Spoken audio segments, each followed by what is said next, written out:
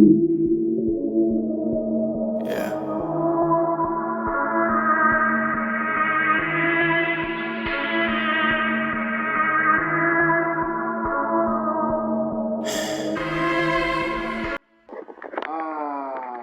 Pick it right up, let's get to it, and I'm gonna try not to sweat too profusely in front of you. But what up, YouTube? My name is Rizil, and I'd like to welcome you back to my channel. And today, we are gonna be doing the top 10 hardest hitters in NFL history. This suggestion and yesterday's suggestion, which I suggest for all the basketball fans, it's on the Jordan versus Pippen feud they've currently been having since the pandemic. Please go over there and leave your comments below and educate me further on that situation, on things I might not know, because yesterday's video was very informative. The reason why I did this one was because from the time I started my first NFL reaction, on top of all the information you guys have given me about the force and the strength and the brute strength that these NFL players hit each other with, I even said it before you guys leave that information, that these guys are hitting each other with such a force that it can't be freaking healthy, man. Man, sometimes I feel Americans just do shit for the sake of for the sake of doing shit. It's not even like a macho contest. It's not anything. I think Americans, y'all are just cowboys, bro. Because this seems like a lot of unnecessary damage for you to take, all in the name of sport, bro. But hey, man, NFL, I've seen is an integral part of American culture, and we're just gonna get to it. And I'm gonna see who are the best hitters at inflicting this level of damage upon other human beings in such a fucking disastrous fashion. But without further ado, let's get to it. There isn't a more glorious sound in football than the crack of pads from a leveling hit. Today's list is filled with players that were feared by grown men. Opposing players would do anything they could to get out of going head-to-head with these defenders. Today's list recounts the hardest hitters in NFL history. Sean Taylor. The University of Miami is famous for being a professional football factory, regularly producing collegiate athletes that excel in the NFL. None fit that bill more than Sean Taylor. Taylor was a freak of nature. At 6'2", he was huge, but could cover receivers stride for stride, and flew down into the box to stop runners in their tracks. He built up speed quickly, turning himself into a torpedo that struck unlucky runners. Sean Taylor is most known for his hit in the 2007 Pro Bowl. The Pro Bowl is a glorified dog and pony show. Players just have fun and make sure they don't get injured. But not Sean Taylor. The AFC ran a fake punt with punter Brian Moorman, and it looked like Moorman had the first down with ease. Then a blur of burgundy swooshed through, decleating Moorman and dislodging the ball. Sean Taylor's hit could be heard outside the stadium. However, later on, tragically, Sean Taylor was slain in his home during a burglary. But in just 4 seasons, Taylor... I'm sorry to say this, but I thought that he hit that man so hard he died himself. R.I.P. Not to speak ill of the dead, but man, I was so confused, because we go from brutality to the man just suddenly dying. I was like, shit, was it that powerful? Fuck.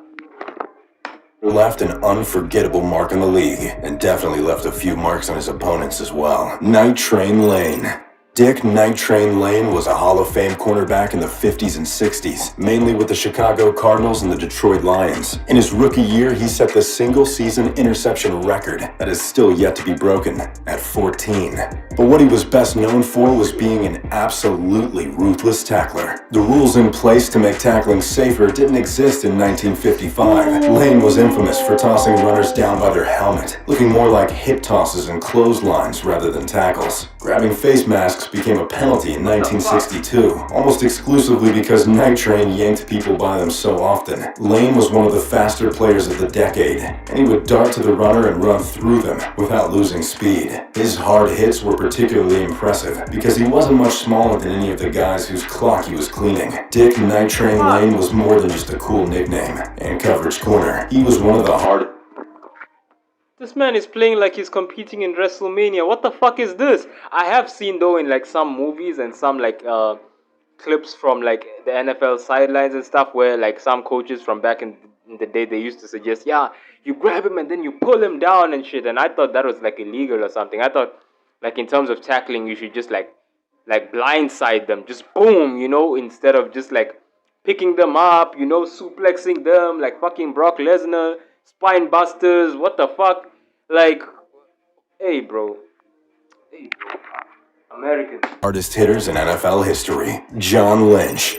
John Lynch was a criminally underrated safety for the Tampa Bay Buccaneers and Denver Broncos. From his strong safety position, he recorded over 1,000 tackles, 16 forced fumbles, and 26 interceptions. Lynch is the most versatile hitter on this list. He could square up and level guys, but could also attack from any angle and upend runners. Lynch was never caught out of position and brought intensity with every blow. When asked, Lynch described himself as a warrior, and that being a warrior was his favorite part of football. Getting a perfect hit was a rush for Lynch, saying it felt as pure as hitting a home run. Lynch was more than just a big hitter though. He was a smart player as well, hitting runners with such precision that he turned should-be car wrecks into surgical knockouts. Lynch won a Super Bowl as part of one of the greatest defenses ever assembled in Tampa Bay. Now, Lynch is a hard-hitting executive for the 49ers, where you can watch and appreciate another great defense week in and week out. Ronnie Lott.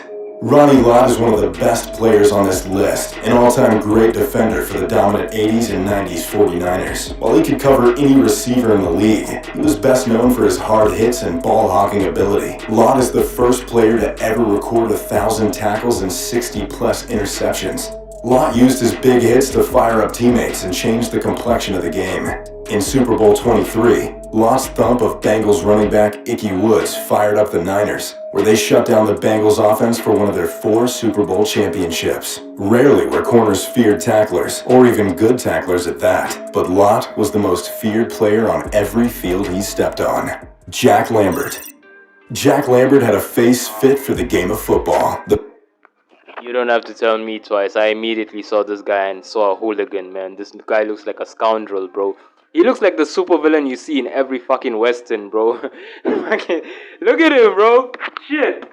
Pittsburgh Steelers linebacker lacked teeth, had face paint under his eyes, and wielded a huge neck roll on his shoulder pads. The leader of the This town ain't big enough for the two of us.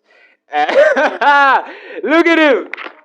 Steel Curtain. Lambert wrecked players and jarred runners with bone-crushing hits. Lambert was ferocious and terrifying, filling up backfields with exhilarating hits. His leadership helped the 70s Steelers become one of the greatest defenses of all time and win 4 championships. Lambert's style of play earned himself the nickname Dracula in Cleats. Jack Splat registered 1,500 tackles.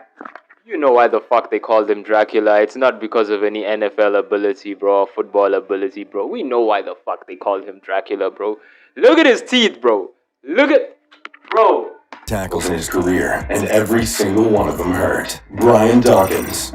The one word that best describes Brian Dawkins is passion. The longtime heart and soul of the Philadelphia Eagles put his love for the game on display every single time he played. Just ask Algie Crumpler who Dawkins is. Dawkins steamrolled Crumpler with a hit across the middle of the field, setting the tone for a huge playoff game with the Falcons. Dawkins' play earned him the nickname Weapon X, and his intensity even shook his own teammates sometimes. Takeo Spikes was a linebacker for the Eagles, and he remembers one moment vividly. Dawkins told Spikes that I'm gonna take his soul. I want to see how bad he wants to play. Dawkins was cut from a different cloth. Most players wanted to play for fame and money. Dawkins was enamored by the sport. He would slam receivers to the turf and jump up to yell hallelujah. Dawkins' faith helped channel the fierce hits Weapon X became known for. A fan favorite whose legacy of passion and fire will carry on forever. Ray Lewis. I wonder if his character, his persona inspired the character in Draft Day, the one the late great Chadwick Boseman played as, because that character, for anyone who knows the movie Draft Day, if you're NFL fans and you haven't watched Draft Day, I'm not saying you should listen to me, but I would recommend you check it out. It's really one of my favorite like football type of movies to watch. But yeah, Chadwick Boseman's character, he had that similar like type of persona and passion, and I think he was even drafted because of like that level of passion for his defensive work and his ability to do literally what this guy does. So yeah, man, I wonder if he inspired him, because a lot of like real life people inspired these types of characters.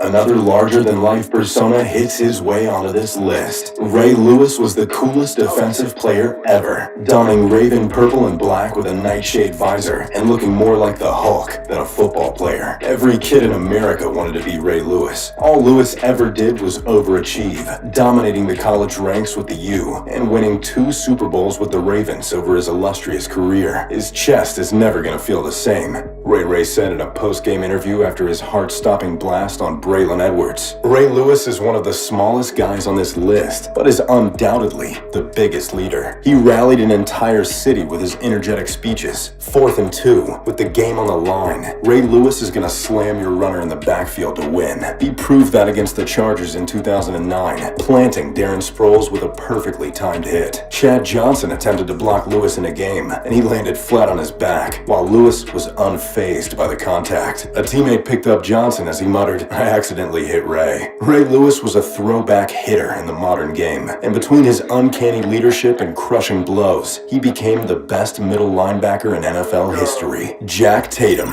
Any man nicknamed the Assassin is gonna be on a list full of the game's biggest hitters. The 70s was like the wild, wild west of professional football, and Jack Tatum was the most wanted outlaw. Tatum was the best hitter on the superstar-filled Oakland Raiders. Tatum is remembered for one hit almost exclusively on Patriots receiver Darryl Stingley in a preseason game. Stingley caught a routine slant over the middle, and Tatum struck him so hard that Stingley was paralyzed from the waist down. Tatum's lack of remorse for the hit quickly brought him notoriety. Jack Tatum was truly an assassin on the field, a cold-blooded striker that leveled any and everything in. How the fuck would you do this to yourself, Americans, bro? Like, come on, bro. I'm gonna be there in like maybe a year or so, guys, and like I want to talk to one of you like face to face, not just through the comment section, and just like ask you like who is telling you that this is okay to do to yourself, bro? Do you need help? Should I call somebody? Like, Americans, come on, bro. This seems like a lot, bro. Just to not only to be entertained, but to participate, to feel. Aye, bro. Come on, dude. Paralyzed from the waist down. Aye, bro. Aye. Night, Lawrence Taylor.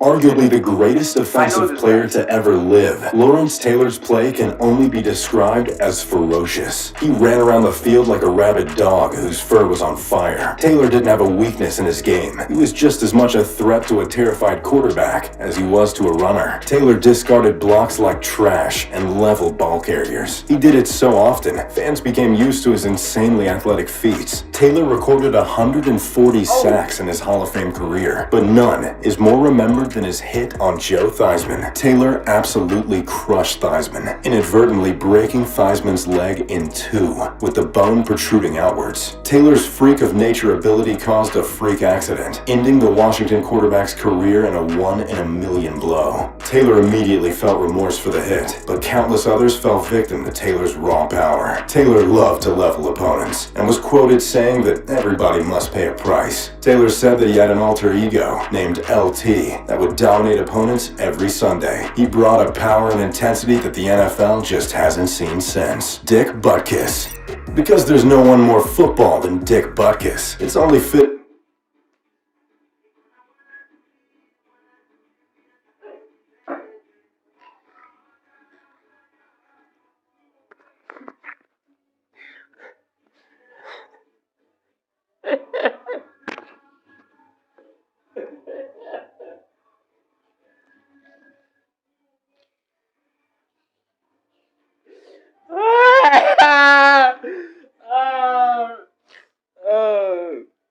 Big Butkus. Oh shit, man. You know if your parents gave you that type of like name and you ended up number one on a list like this. Nah, dude. Nah, dude. That's a smokescreen. It's either you were bullied as a child and became a weapon, or that's a smokescreen to how dangerous you are. Let's see how great Dick Butkus.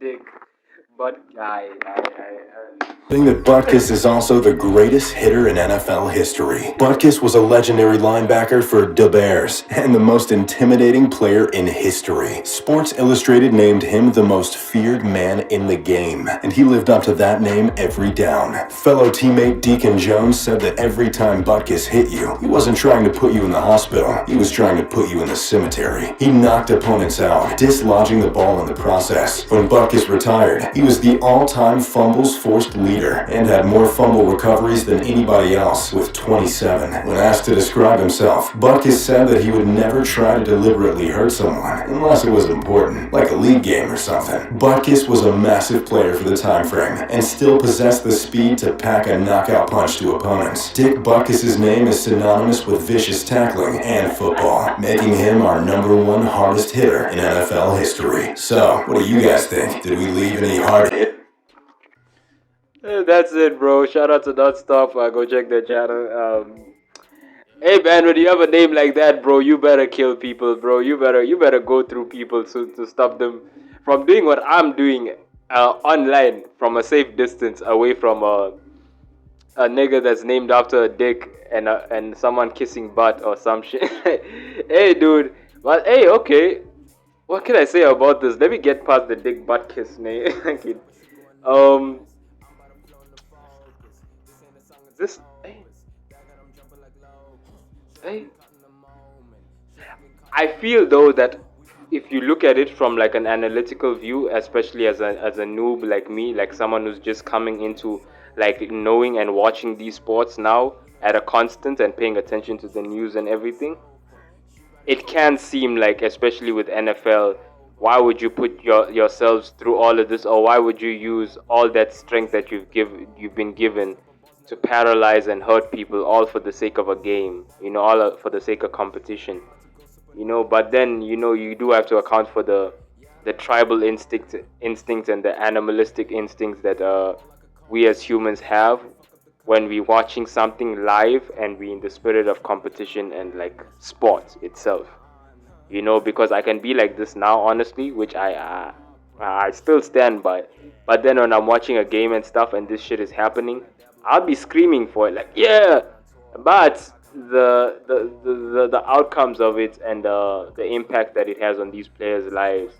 is not that at all positive. And honestly, if you have a favorite player out there that you truly care about, you guys should pray for these guys, bro. You should pray like whenever like a player comes that truly inspires you and you want to see their career go in the direction of like greatness, or at least like a wholesome career that you can look back and say, oh, I loved it in this era, he was such a great player, 1 2 3 4 5.